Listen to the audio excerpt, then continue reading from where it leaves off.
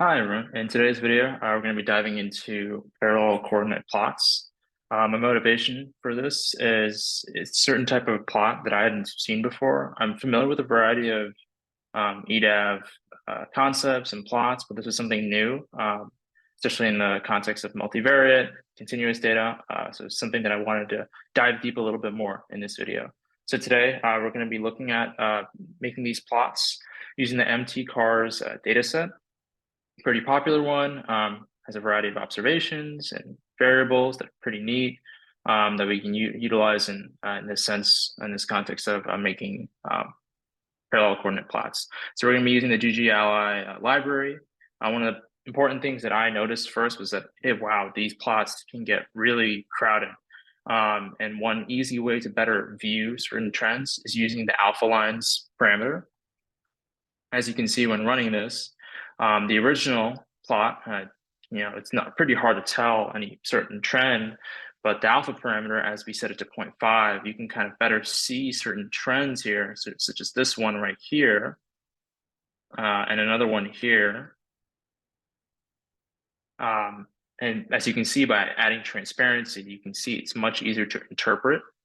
Another thing that I thought was pretty neat was that if I, try to reorganize some of these variables, as you can see here, it gets pretty, uninterpretable here versus here is pretty straightforward just because, these variables here are pretty, in a sense, kind of Boolean, 0, 1, 0, 1. So if I reorganize them, how would they look?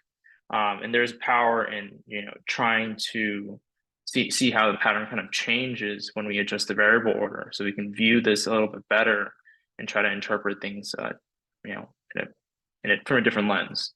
I also wanted to try out integrating clustering as well. So trying to make a clustering with 3 clusters using hclust and adding a new column.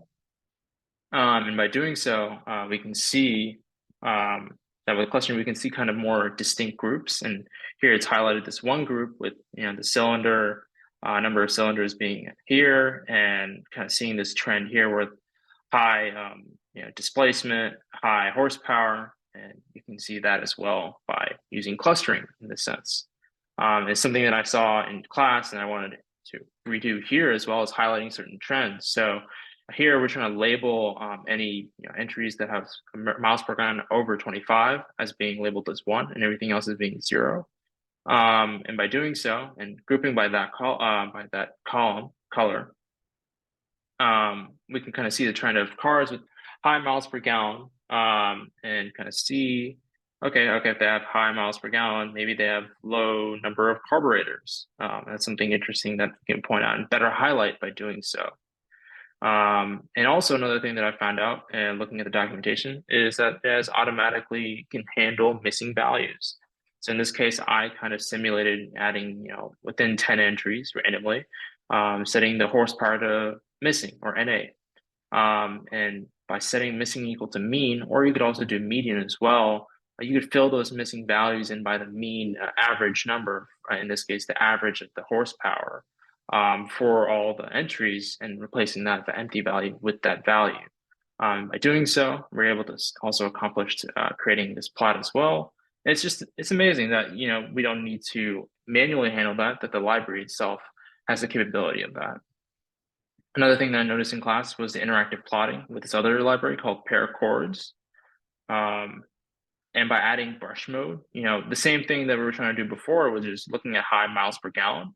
By just highlighting this, we can kind of see, oh, okay, it does have low number of carburetors and okay, low displacement as well. So we were able to see all this a little bit easier and even highlight things that we weren't able to do before, which is, okay, low miles per gallon, but what about high displacement? We have multiple filters. It was really cool and trying this out myself. And lastly, I just want to try out other customizations as well. As you can see here, scale, showing the points, box plot, and shading. There's a lot of capabilities here, and I hope this deep dive was as enlightening to me as it was for you. And I appreciate your time. Thank you.